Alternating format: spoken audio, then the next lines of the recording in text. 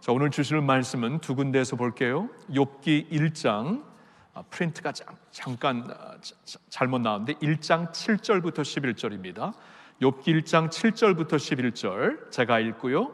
야고보서 11절, 4장 11절 12절은 우리가 같이 읽도록 하겠습니다. 욥기를 먼저 제가 읽습니다. 여호와께서 사탄에게 이르시되 내가 어디서 왔느냐? 사탄이 여호와께 대답하여 이르되 땅을 두루 돌아 여기저기 다녀왔나이다. 여호와께서 사탄에게 이르시되 내가 내 종 욥을 주의하여 보았느냐? 그와 같이 온전하고 정직하여 하나님을 경외하며 악에서 떠난 자는 세상에 없느니라. 사탄이 여호와께 대답하여 이르되 욥이 어찌 까닭 없이 하나님을 경외하리이까? 주께서 그와 그의 집과 그의 모든 소유물을 울타리로 두르심 때문이 아니니까? 주께서 그의 손으로 하는 바를 복되게 하사 그의 소유물이 땅에 넘치게 하셨음이니이다. 이제 주의 손을 펴서 그의 모든 소유물을 치소서. 그리하시면 틀림없이 주를 향하여 욕하지 않겠나이까? 야고보서 4장 같이 읽습니다. 형제들아 서로 비방하지 말라. 형제를 비방하는 자는 형제를 판단하는 자 곧 율법을 비방하고 율법을 판단하는 것이라. 내가 만일 율법을 판단하면 율법의 준행자가 아니요 재판관이로다. 입법자와 재판관은 오직 한 분이시니 능히 구원하기도 하시며 멸하기도 하시느니라. 너는 누구이기에 이웃을 판단하느냐? 아멘. 아멘. 오늘 저는 마음의 변화 네 번째 시리즈 설교로 비판에 대해 말씀을 전하고자 합니다. 말씀에 들어가기 전에 미국에서 저에게 있었던 일을 한 가지 좀 나누고 말씀을 시작하죠. 미국에서는 이 교통 위반 티켓을 받게 되면 한국보다 훨씬 더 페널티가 큽니다. 훨씬 더 많이 그 벌금을 내야 되고요. 그리고 포인트가 굉장히 올라가요. 포인트가 올라가니까 위반 포인트가 올라가서 이게 나중에 이제 보험료에 굉장히 지장을 줍니다. 그래서 중요한 것은 이제 위반 티켓 값 내는 것도 많지만 이 보험료를 줄이기 위해서는 1년에 한 번, 그러니까 1년에 몇 번 티켓을 받으면 그거 안 되지만 1년에 한 번 정도는 그 포인트를 없앨 수 있는 기회를 줘요. 그러니까 이제 트래픽 스쿨이라고 운전 교습소와 같은데 반나절 가서 이제 교습을 받으면 다 아는 내용이지만 그 강의를 듣고 교습을 받으면은 그 포인트를 없애줘 갖고 이 보험료가 올라가지 않게 됩니다. 그래서 이거 귀찮지만 반나절 가는 게 저도 한번 이렇게 위반 티켓을 받아갖고 무슨 위반이냐고는 묻지 마시고요. 하여튼 위반 티켓을 받아가지고 어떻게 겨자 먹듯이 이제 그 트래픽 스쿨에 가서 있는데요. 이 강의를 시작하면서 강사님이 여기 한 120명 정도 모였는데 이렇게 질문을 하시더라고요. 무슨 질문을 하냐면은 1부터 10으로 한번 자신을 평가해 보래요. 자신의 운전 그 기술이 어떤지. 그러니까 1은 진짜 형편없다. 10은 아주 훌륭하다. 1에서 10을 한번 스스로 평가해 보라고 하면서 자존심이 상할 수 있기 때문에 5부터 시작하자. 1부터 시작. 5점부터 시작. 5점이라고 생각하는 분 손 들어봐요. 아무도 없어요. 6점이라고 생각하는 분 손 들어보세요. 아무도 없어요. 7점이라고 생각하는 분 한 4-5명 손을 듭니다. 여기저기서. 8점이라고 생각하는 분 한 20명 정도 손을 듭니다. 9점이라고 생각하는 한 80명이 손을 들었어요. 그 중에 저도 한 사람이었습니다. 저도 쿠는 되지 않을까? 아무리 못해도 저는 10이라고 생각했는데 위반 티켓을 받고 그러기가 좀 미안해갖고 양심 있어갖고 9라고 손을 들었는데 나머지 10이라고 생각하는 분도 한 10대 명이 있는 거 있죠. 그걸 끝내면서 강사님이 그래, 여기 지금 그 교통 위반 티켓을 받은 사람들이 모인 곳입니다. 여기서 7점 이하로 자신을 평가하는 사람 아무도 없습니다. 그렇죠? 다들 운전을 잘못해갖고 학교에 운전 교습소에 모였는데 자신은 운전 잘한다고 거의 다 90%, 100% 잘한다고 생각을 한다는 것입니다. 하여튼 우리로 하여금 좀 이렇게 텐션을 내리라고 좀 우습게 그런 질문을 한 것 같은데 저는 그 자리에서 좀 이런 걸 생각해 봤어요. 참 우리는 우리 자신에게 대해서는 관대하고 타인에겐 인색한 사람이다. 나에겐 정말 관대한데 남에게는 굉장히 인색하지요. 이 말을 다르게 표현하자니까 자신의 결핍에 대해서는 아량 있게 봐주고 타인의 결핍에 대해서는 비판적으로 보는 우리라는 것을 다시 한번 이렇게 교훈 삼게 되었습니다. 여러분 그러지 않나요? 우리 참 그러죠. 나에 대해서는 관대하고 타인에 대해서는 아주 그냥 날카롭게 판단하고 비판하는 우리들이 됩니다. 자, 다시 말씀드리는데 오늘 비판에 대해서 좀 말씀을 드릴까 해요. 여러분 오늘 본문으로 제가 처음으로 삼은 말씀은 욥기의 말씀이죠. 욥기를 왜 특별히 오늘 본문으로 삼았냐 하면은 아마 오늘 본문을 읽고 깜짝 놀랐을 거예요. 뭐 이런 본문이 왜 오늘 주일 설교의 본문이 되는가? 왜냐하면 거기서 사탄이 어떤 사람이 어떤 자인가 우리에게 알려주시기 때문입니다. 여러분 사탄 마귀가 있잖아요. 성경에서 이렇게 이야기 형식으로 아주 구체적으로 드러내는 말씀은 거의 없습니다. 뭐 창세기에 있겠고 이야기식으로 뭐 복음서에도 한두 군데 있고 그리고 오늘 욥기 이게 답니다. 근데 욥기서를 통해 사탄이 어떤 자인가 우리에게 분명히 말씀해 주시는데 사탄은 송사하는 자, 비방하는 자, 비판하는 자입니다. 그렇죠? 왜냐하면 하나님께서 많은 그 천사들과 그 영의 세계에 계실 때 어느 날 이제 사탄이 그 자리에 있었는데 하나님이 물으시죠. 너 사탄아, 이 세상에서 욥처럼 나에게 의로운 사람이 욥처럼 의로운 사람, 욥처럼 나를 경외하는 사람을 세상에서 본 적이 있느냐 하니까 사탄이 뭐라고 합니까? 그거는 하나님께서 그를 축복하시면서 여러 면으로 축복하시면서 울타리로 보호하시기 때문이 아닙니까? 그걸 다 걷어보세요. 그 사람도 똑같을 것입니다. 하나님을 충분히 욕할 사람입니다. 비방하고 송사하고 비판하는 자가 사탄이에요. 근데 하나님은 어떠한 분이십니까? 요한복음 3장 17절에 보니까 하나님이 자신의 아들을 우리에게 보내주심은 세상을 심판하려 하지 않고 그 아들을 통해 심판을 구원하기 위해 아들을 보내신 것이다 말씀을 하고 있습니다. 사탄은 심판하고 판단하고 비방하고 소송하는 자예요. 하나님은 우리를 불쌍히 여기시고 긍휼히 여기시고 구원하시고 용서하시는 분입니다. 완전히 갈라지는 모습이죠. 이 말씀으로 시작하는 이유가 이 비판이라는 것이 얼마나 영적으로 우리 영성을 데미지하는 우리의 인격을 완전히 파괴하는 것인가를 우리가 좀 보기를 위해서 욥기부터 말씀을 보는 것입니다. 이건 사탄의 모습이에요. 비판하는 것. 우리가 두 번째로 본 말씀은 야고보서의 말씀이죠. 야고보서의 말씀은 공동체를 생각하면서 주신 말씀입니다. 믿음의 공동체, 교회를 생각하면서. 그래서 오늘 말씀을 보니까 형제들아 서로 비방하지 말라. 형제들, 믿는 자들에게 주시는 말씀이에요. 서로 비방하지 말아라. 그러니까 주님의 공동체, 주님의 교회는 어떤 곳입니까? 하나님을 믿는 자들, 예수님의 피로 피값으로 산 하나님의 주님의 몸, 주님의 백성들이 모인 곳이 주님의 공동체인데 주님의 공동체 안에서 2000년 전 야고보 사도가 있었을 때 초대교회이나 오늘이나 그때나 오늘이나 주님의 교회가 데미지를 입고 때로는 이렇게 넘어지고 때로는 이렇게 망가지는 모습이 원인이 어디 있는가? 서로 비방하고 비판하기 때문이다 말씀을 하시는 거예요. 여러분 예수님이 마태복음 18장에 뭐라고 말씀하셨죠?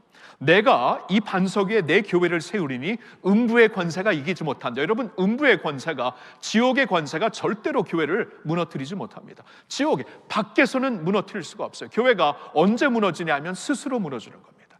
밖에서 밖의 세력으로 무너지는 적은 없지만 예수님이 권세를 주셨기 때문에 근데 스스로는 무너질 수 있어요. 서로 비방하고 서로 싸우고 서로 비판하고 서로 소송하고 그럴 때 말입니다. 그렇죠? 야고보 사도가 이 말씀을 하는 거예요. 너희는 하나님의 백성들인데 왜 서로 비판하니? 왜 서로 비방하니? 이 비방하는 것, 판단하는 것이 얼마나 치명적인가 그가 말씀을 통해 오늘 우리에게 알려주시고 있는데, 형제들아 서로 비방하지 말라. 왜냐하면 형제를 비방하는 자나 형제를 판단하는 자는 곧 율법을 비방하고 율법 자체를 비방하는 것이다, 첫째로. 그리고 둘째로는 율법을 판단하는, 너가 율법을 판단하면서 재판관이 되려는 것이다 라고 두 가지를 말씀합니다. 그러니까 우리가 형제를 비판할 때 두 가지 죄를 범하게 되는 거예요. 오류를 범하게 되는 거예요. 내가 형제를 비방하고 비판할 때 첫째로는 하나님의 율법 자체를 대적하는 거, 비방하는 것이고, 둘째로는 그 율법을 지키라고 주셨는데 도리어 내가 그 율법을 가지고 재판관이 되려는, 하나님의 자리에 대신 앉으려는 엉뚱한 모습을 보이고 있다라고 말씀을 하는 거예요. 자, 이 내용을 현대인 성경으로 보면 굉장히 명확하게 나와 있습니다. 4장 11절 우리 한번 같이 읽어보겠습니다. 형제 여러분, 서로 헐뜯지 마십시오. 형제를 헐뜯거나 판단하는 사람은 율법을 헐뜯고 판단하는 사람입니다. 여러분이 율법을 판단하면 율법을 지키는 사람이 아니라 오히려 재판자가 되는 것입니다. 여러분, 두 가지를 말씀하시죠. 우리가 서로 형제를 헐뜯고 판단하면은 첫째로는 율법 자체를 헐뜯고 판단하는 것이다. 왜냐하면 하나님의 율법의 핵심이 뭐죠? 사랑이에요. 하나님 사랑, 그리고 이웃 사랑, 그 하나님의 율법 자체를 헐뜯고 대적하는 것이 된다, 우리가 판단하고 헐뜯을 때. 그리고 두 번째로는 율법을 하나님께서 우리에게 지키라고 주셨는데 우리가 서로 헐뜯고 형제를 판단하면은 율법을 지키는 사람이 아니라 오히려 재판자가 되려는 것이다. 입관자와 재판관은 오직 한 분, 하나님이 되시는데 우리가 스스로 그 자리에 올라가려고 하는 것이다 라고 우리에게 경고를 하시는 겁니다. 심각한 경고죠, 그렇죠? 판단하지 마, 이 정도가 아니고 판단을 하게 되면 하나님 율법 자체를 대적하는 거야. 그리고 너가 스스로 하나님 자리에 앉으려는 것이 얼마나 오만하니, 그런 말씀입니다. 예수님은 복음서를 통해 우리에게 더욱더 확실하게 말씀하십니다. 누가복음 6장에서 37절 같이 읽어볼까요? 비판하지 말라. 그리하면 너희가 비판을 받지 않을 것이요. 정죄하지 말라. 그리하면 너희가 정죄를 받지 않을 것이요. 용서하라. 그리하면 너희가 용서를 받을 것이요. 여러분, 분명히 말씀하십니다. 비판하지 말라. 정죄하지 말라. 용서하라. 명확하게 말씀하십니다. 비판하지 않아야 너도 비판받지 않는다. 정죄하지 말아야 너희도 정죄받지 않을 것이다. 너희가 용서를 하면 너희도 용서를 받을 것이다. 심는 대로 거둔다. 심는 대로 거둔다 말씀을 하십니다. 그리고 이어지는 말씀, 이제 41절, 42절 잘하는 말씀 같이 읽겠습니다. 어찌하여 형제의 눈 속에 있는 티는 보고 내 눈 속에 있는 들보는 깨닫지 못하느냐? 너는 내 눈 속에 있는 들보를 보지 못하면서 어찌하여 형제에게 말하기를 형제여 나로 내 눈 속에 있는 티를 빼게 하라 할 수 있느냐? 외식하는 자여 먼저 내 눈 속에서 들보를 빼라. 그 후에야 내가 밝히 보고 형제의 눈 속에 있는 티를 빼리라. 예수님께서 우리가 이제 형제를 비판할 때 이렇게 보신다는 거예요. 외식, 위선자로 보신다는 거예요. 위선자로. 왜냐하면 우리 자신 안에 다 들보 같은 그 결핍이 있거든요. 근데 내 안에 있는 들보를 빼지 못하면서 남의 눈에 보이는 티를 빼려고 하는 모습이 하나님 앞에 얼마나 어리석고 안타깝겠습니까? 그런 모습으로 보인다라는 것이에요. 그렇죠? 비판이 그 정도입니다. 비판이라는 것은 주님의 마음을 상하게 하고 우리의 영성과 인품을 파괴하고 주님의 공동체를 해치는 것입니다. 이 비판하는 마음을 우리가 좀 들여다보고 하나님 앞에서 이러한 마음을, 나의 모습을 좀 고쳐달라고 하나님 앞에 회개하고 나올 수 있어야 되겠습니다. 자, 오늘 저는 이 말씀을 또 준비하면서 저 자신을 보았어요. 저 자신에게도 이제 비판하려는 마음이 있기 때문에, 근데 주님께서 분명히 하지 말라고 하는 것을 자꾸 하려고 하는 나의 모습을 보면서 이러한 저의 모습과 어떻게 씨름하고 있는가, 비판하지 아니하려고, 판단하지 아니하려고 어떻게 지금 하나님 앞에서 수주락을 하며 씨름하고 있는가? 이러한 저의 자신을 돌아보면서 우리에게 도움이 될 수 있는 꿀팁 몇 가지를, 왜냐하면 저의 삶에서 그래도 도움이 되더라고요. 아직도 부족하지만 도움이 될 수 있는 꿀팁 몇 가지를 여러분들과 좀 나누고 싶습니다. 아마 도움이 될 것 같아요. 첫째로는 이겁니다. 좋아할 수는 없어도 미워하지는 맙시다. 좋아할 수는 없어도 미워하지는 맙시다. 제가 이 말을 언제 처음으로 들었냐면 김병삼 목사님한테 들었어요. 이제 김병삼 목사님이 이제 그분은 조금 다르게 싫어할 수는 있어도 미워하지는 맙시다. 조금 다르더라. 근데 이렇게 한번 바꿔봤는데요. 여러분, 김병삼 목사님이나 저나 이제 많은 사람들하고 목회를 하다 보니까 여러분 많은 사람들을 만나다 보면은 기질적으로 맞는 분들이 있고 기질적으로 안 맞는 분들이 있죠. 뭐 그건 당연한 것입니다. 많은 사람들 접하다 보면은 생각이 비슷한 사람들이 있고 생각이 다른 사람들이 있고 아예 진짜 다른 사람들이 있어요. 그렇죠? 그런 경우에는 좋아할 수는 없어요. 그건 뭐 할 수 없습니다. 인간적인 반응이죠. 좋아할 수는 없어도 그게 현실일지라도 미워하지는 맙시다. 이 말을 들었을 때 이제 김병삼 목사님 이걸 자신이 어느 순간 깨달았을 때 너무나 본인에게 자유를 주더라. 근데 저에게도 자유를 주더라고요. 좋아할 수는 없어도 이것 때문에 괴로워한다면 뭐 계속 괴로워하겠죠. 좋아할 수는 없는 경우가 있을지라도 더 이상 나아가서 미워하지 않으면 되겠다 이것입니다. 그렇죠? 다르죠. 그러니까 좋아할 수는 없어도 우리가 미워하지 않는다면 여전히 그를 위해 기도할 수 있는 게 아닙니까? 그리고 그를 위해 그래도 주님의 마음으로 사랑할 수 있는 게 아닙니까? 그렇죠? 좋아할 수는 없어도 미워하지는 맙시다. 그러면 굉장히 자유로울 거예요. 그리고 주님께서 하라고 하시는 형제를 위하여 심지어는 원수들을 위하여 사랑하고 기도하라, 이게 가능해지는 거예요. 좋아하진 않아도 미워하지 않을 때. 자, 두 번째 꿀팁은 이것입니다. 내가 결코 알 수 없는 남의 동기까지 판단하지 맙시다. 내가 결코 알 수 없는 남의 동기까지 판단하지 맙시다. 이게 중요해요. 그러니까 우리 눈에 보이는 것은 행동이고 말이에요. 그러니까 상대방의 말에 대해서, 상대방의 어떠한 행동에 대해서는 코멘트할 수 있습니다. 그렇게 좀 안 했으면 좋겠는데, 다음부터는 그런 말을 안 했으면 좋겠는데, 이렇게 코멘트는 할 수 있는데 동기만큼은 우리가 모르는 거예요. 동기만큼은. 동기를 아는 분은 오직 하나님이십니다. 오직 하나님이. 동기가 잘못됐다면 뭐 하나님이 심판하시겠죠.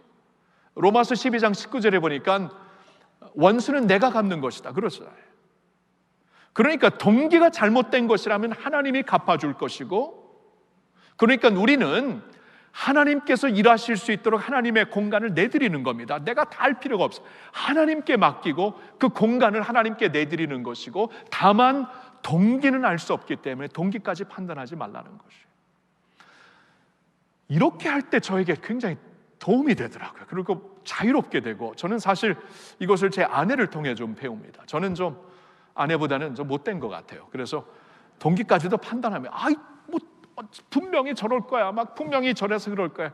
그런데 제 아내는 뭐 동기까지는 절대로 판단하지 않더라고요. 그러니까 참 자유로운 걸 봐요. 영적으로.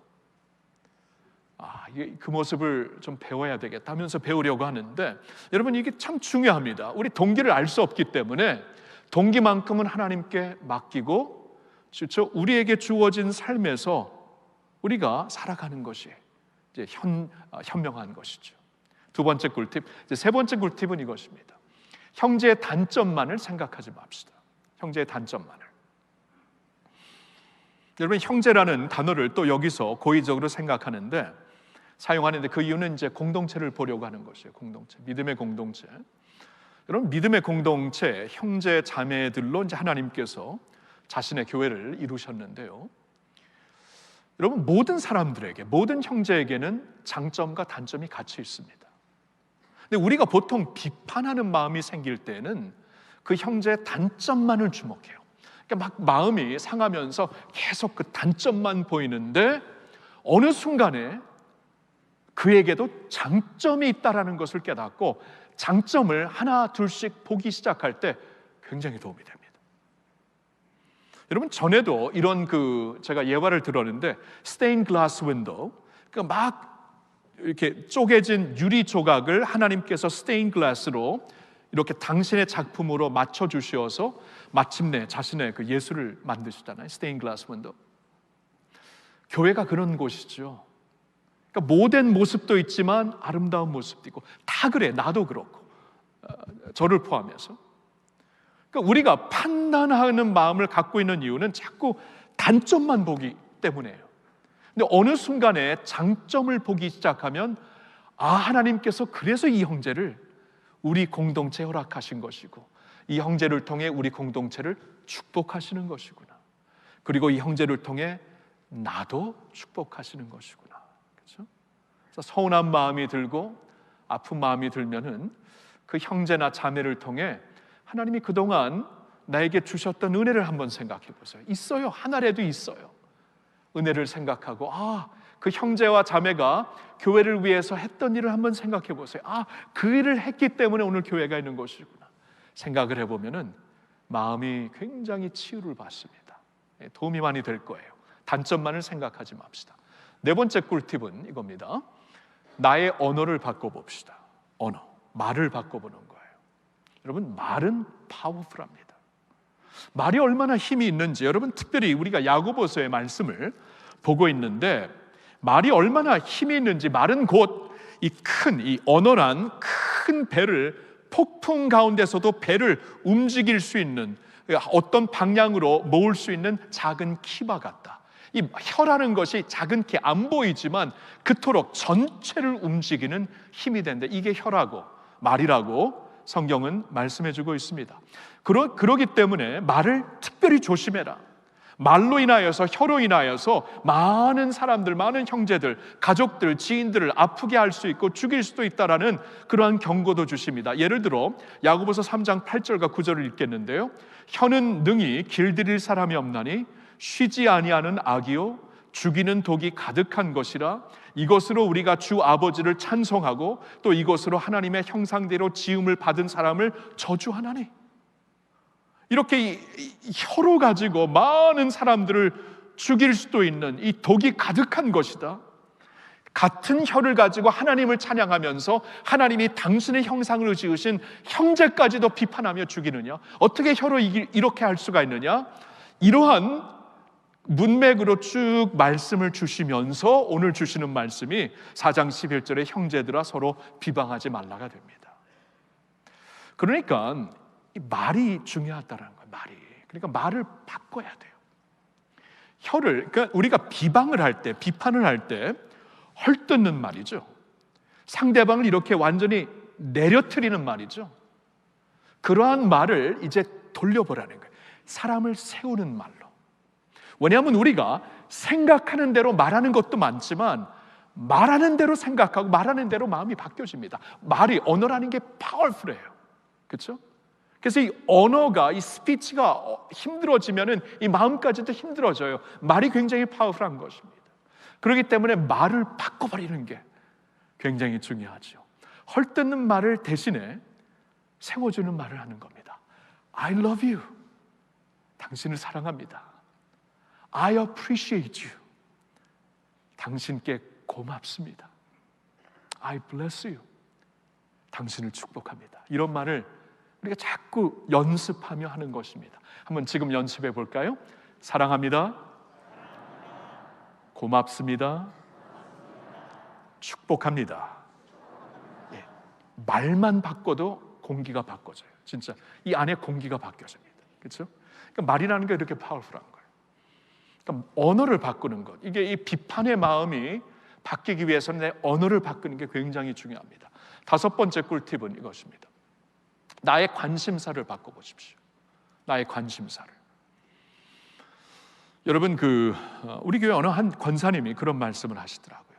본인이 이제 뉴스 매체를 볼 때마다 막 화가 나고 막 비판이 쏟아지고 어떻게 저런 이렇게 막 욕도 마음에서 나오고 인터넷 뉴스를 보고 막 그러니까 너무나 힘들더래. 그래서 어느 한순간 이건 영적으로 진짜 나를 파괴하는 것이다. 그래서 이런 매체 보는 것을 끊고 찬양 그 유튜브 그 설교 말씀 강해로 성경 통독으로 계속 듣는 귀를 바꿔 나의 관심사를 바꿔놓으니까 마음의 은혜와 평안이 충만했다고 그러더라고요. 여러분, 중요한 겁니다. 그러니까 자꾸 이렇게 내 안에서 비판을 끌어올리게 하는 그러한 현장에서 나를 이제 옮겨야 돼요. 자꾸 비판의 현장에 남아있으면 비판이 우리 마음속에 계속 들끓게 되는 겁니다. 그러니까 정치 뉴스 너무 많이 보고 너무 그쪽에 이렇게 귀를 기울이면 그렇게 될 수밖에 없어요. 사회를 향해, 세상을 향해 우리가 성경에서는 임금을 위해서 기도하라고 했는데 왕들을 왜? 그러니까 오늘날로 말하면 위정자들이요. 기도가 안 나옵니다. 비판만 나오는데 무슨 기도가 나와요? 그러니까 관심사를 바꾸는 거예요. 그러한 나의 비판을 자꾸 주는 어떠한 요소들을 차단시키는 거예요. 차단시키고 우리 마음속에 비판 대신 살리는 말을 줄 수 있는, 사랑의 말을 줄 수 있는, 축복의 말을 줄 수 있는 이 관심사로 내 눈과 귀와 마음과 현장을 돌리는 것이에요. 빌립보서 4장 8절에 이런 말씀이 있습니다. 끝으로 형제들아, 무엇에든지 참되며 무엇에든지 경건하며 무엇에든지 오르며 무엇에든지 정결하며 무엇에든지 사랑받을 만하며 무엇에든지 칭찬받을 만하며 무슨 덕이 있든지 무슨 기림이 있든지 이것들을 생각하라. 생각하는 게 키입니다. 생각하는 게 무엇을 생각하는가, 무엇을 집어넣는가, 무슨 매체를 보고 듣는가, 무슨 그 음악을 듣는가. 여러분, 이게 내 안에 들어와서 내 영혼을 움직이게 되어 있어요. 그러니까 이런 것들을 생각하라. 관심사를 바꾸는 것이에요. 이 비판의 어떠한 그 내용에서부터 자꾸 우리의 관심을 바꾸고 차단시키고, 여러분, 우리 안에 사랑과 은혜와 평안과 기쁨을 줄 수 있는 그러한 내용으로 여러분 가득 채우시기를 예수님의 이름으로 축원합니다. 6번째, 한 가지 더 말씀드릴게요. 6번째 키는 나는 하나님께 사랑받고 있는 자임을 잊지 말아야 돼요. 나는 하나님께 사랑받고 있는 자임을 잊지 말아야 돼요. 여러분, 비판에 사로잡혀 있으면은 내 마음속에 비방하는 마음, 판단하는 마음이 꽉 차 있기 때문입니다. 근데 이것을 우리가 극복하려면은 내 마음이 중요해요. 내 마음속에 내가 하나님께 사랑받고 있는 자이구나, 이것을 잊지 않고 계속 묵상하며 살 때 우리는 비판을 넘어 사랑하며 용서하며 하나가 될 수 있는 것입니다. 여러분, 성경을 보니까 하나님이 뭐라고 말씀하십니까? 내가 너를 영원한 사랑으로 사랑한다. 하나님이 여러분들을 영원한 사랑으로 변함없어요. 상황 때문에 변함없어요. 나의 모습 때문에 변함없습니다. 영원한 사랑으로 우리를 사랑하시는 하나님이 되시는 것이 어제도 오늘도 내일도 내가 실패하고 부끄럽고 결핍된 모습이 보일지라도 하나님이 세상을 이처럼 사랑하사 독생자를 주셨기 때문에 하나님은 영원한 사랑으로 우리를 사랑하시는 줄로 믿습니다. 성경을 보면 하나님이 우리에게 이렇게 말씀하세요. 너는 내게 보배롭고 존귀하다. 야, 여러분, 이런 말 들어본 적 있어요? 누군가 여러분에게, 당신은 나에게 보배롭고 존귀합니다. 여러분, 이런 말을 들어본 적 있어요? 저는 제 아내한테도 이런 말 못 들어봤어요.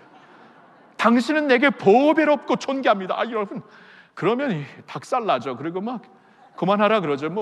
사람들에겐 그런 말이 모르겠어요. 그건 사람에게 들을 수가 없는 말이죠. 근데 하나님이 우리에게 그렇게 말씀하세요. 너는 내게 보배롭고 존귀하다. 너는 내게 보배롭고 존귀하다. 세상에 하나님께서 이렇게 우리에게 말씀을 하세요. 너는 내게 보배롭고 내가 보배롭다니. 하나님 눈에 보배롭습니까? 그렇다고 하세요. 내가 존귀하다고요? 하나님께 내가 존귀합니까? 그렇다라는 것이. 여러분, 내가 보배롭고 존귀한 존재인데 내 안에 비방과 판단과 비판이 내 마음을 채울 수 있는 어떠한 그 여유가 있겠습니까? 나를 보배롭고 존귀하게 부시는 분이 하나님인데, 그 하나님을, 그 말씀을 묵상하면서, 말씀을 채우면서 다른 게 어떻게 들어갈 수가 있겠어요? 여러분, 금요일 저녁에 이 자리에서 중고등부 헌신 예배가 있었어요. 거의 3년 동안 현장에 나올 수가 없는 중고등부 학생들이 이제 방학을 끝내기 전에 저렇게 많이들 모여서 이 자리에서 찬양을 하고 바디 월십을 하고 뭐 스켓을 하고 오케스트라를 연주하고 그러는데, 와, 그냥 보는 것 자체로 은혜가 되더라고요. 이런 말이 있습니까? 자식들을 보면 보는 것만으로도 배부르다, 뭐 그런 말이 있나요? 하여튼 비슷한 게 있는 것 같은데, 보는 것만으로도 배고프지 않다, 뭐 모르게 비슷한 게 있죠. 하여튼 와, 그냥 보는 것 자체로 그냥 채워지더라고요. 그러면서 이 친구들이 20분이 넘는 그 스킷 드라마를 했어요. 뮤지컬과 같은 스킷 드라마인데, 이 스킷 드라마의 내용이, 주제가 너는 특별하단다 있습니다. 너는 특별하단다. 여러분의 청소년들이 얼마나 예민합니까? 미모에 예민하고, 돈에 예민하고, 성공에 예민하고, 그렇죠? 이런 것에 너무나 나는 이제 과연 제대로 대학 가서 성공할 것인가? 나는 이 세상에서 사랑받는 자인가? 내 미모는, 내 모습은 왜 이 모양인가? 얼마나 예민합니까? 근데 그 스킷을 통해서 그 중에 정말 아무것도 없는 한 나무가 있어요. 나무들의 이야기인데, 한 나무는 예쁘고, 한 나무는 정말 부요하고, 한 나무는 정말 능력이 있고, 근데 한 나무는 아무것도 없는 거예요. 근데 그 나무가 어느 날 자신을 만든 나무의 주인을 찾아가게 됩니다. 주인을 찾아가는데 그 주인이 그래요. 너는 내게 특별하단다. 너는 내게 존귀하고 보배롭다. 이 주인의 말을 들으니까 이 나무가 살아나는 것이에요. 그 전에는 막 점으로, 사람들의 비방하는 점으로 꽉 차 있었는데, 하나님이 나를 그렇게 생각하시는가 점이 다 떨어지고, 그러니까 친구들이 깜짝 놀라는 거예요. 얘가 변했구나. 왜냐하면 나를 창조하신 그분이 나를 어떻게 보느냐가 진짜 중요한 게 아닙니까? 이것만이 중요한 게 아닙니까? 여러분, 하나님이 여러분들을 어떻게 보시는가? 하나님이 여러분 자녀들을 어떻게 보시는가? 이게 중요한 줄로 믿습니다. 다른 소리에 우리가 귀 기울일 필요 없어요. 하나님이 우리를 어떻게 보시는가? 여러분, 얘기 들으셨죠? 미국의 에스베리 칼리지에서, 지금 대학에서 엄청난 부흥의 역사가 일어나고 있습니다. 자발적으로 학생들이 모여서 그냥 챗볼 시간에, 기독교 학교인데 챗볼 시간에 예배를 드리고 떠나지가 않는, 그냥 성령님의 강력한 역사가 있었는지 떠나지가 않으면서 계속 남아서 기도하고 찬양하고 말씀을 듣고 묵상하고 서로를 축복하고 회개하는 자리였는데, 이 자리가 지금 3주째 끝나지 않고 24시간 계속되고 있습니다. 사진을 한번 보여주시면, 그러니까 계속되고 있어요. 그냥 밤새도록 저럽니다. 그리고 밖에도 있잖아요. 줄이 서 있어요. 줄이 서 있어갖고 들어가지면 이 부흥이 임했다는 소식을 들으니까 전국에서 지금 사람들, 특별히 젊은이들이 모이고 있어요. 여러분, 이 뉴스를 지금 이 국민일보 더 미션에서 계속 보고를 하고 있는데, 인터넷에도 한번 찾아가 보세요. 에스베리 대학의 부흥, 지금 3주째 계속되고 있습니다. 끝나지가 않고 있어요. 근데 이 젊은이들이, 아까 처음 사진을 보여주실래요? 젊은이들이 모여갖고 예수에 갈급한 거죠. 예수에, 다른 게 아닙니다. 그냥 예수님이 갈급해서 그냥 모여갖고 회개하는 거예요. 회개하고 감사드리고 기뻐하고. 그리고 혹시 뒤에서 보이는 사진이 있으면은 저 챗볼 안에 이런 화면도 없어요. 그냥 모여서 같이 성령께서 인도하시는 대로 기도하고, 대학생들, 청년들이 모여갖고 그냥 죄를 회개하고 말씀을 듣고 서로를 축복하고 기도하고. 근데 성령이 갑자기 임하셔서 가질 않아요.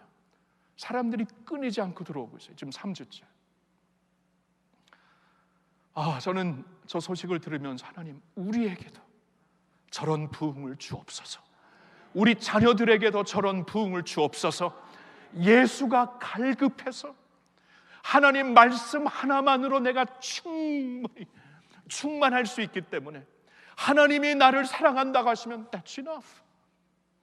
하나님이 나를 향하여 너는 존귀하고 보배롭다 하면 that's enough.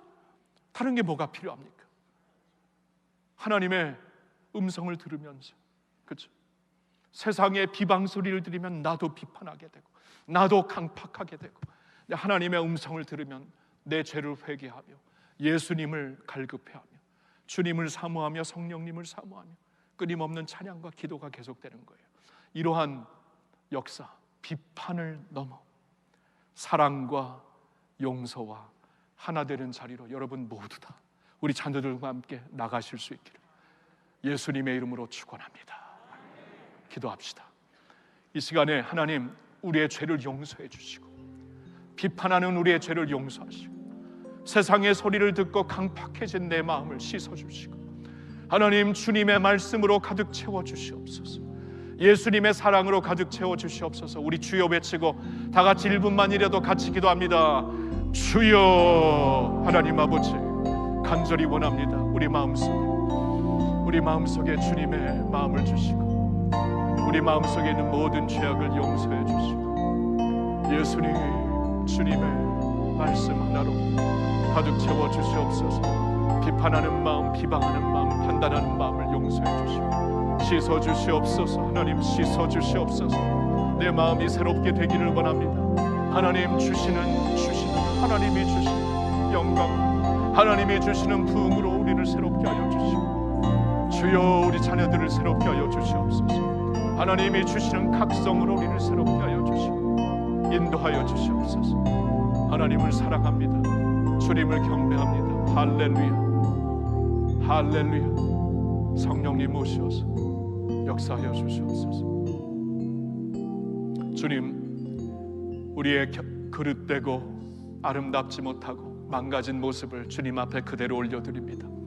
주님의 은혜로 씻어 주시옵소서. 예수님의 말씀으로 새롭게 하여 주시옵소서.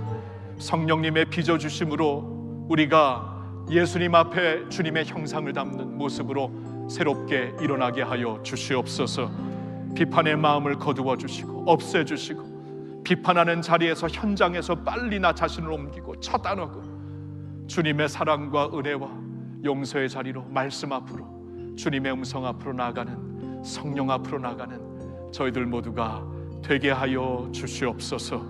할렐루야. 우리 주 예수님의 이름으로 기도하옵나이다. 아멘, 아멘, 할렐루야.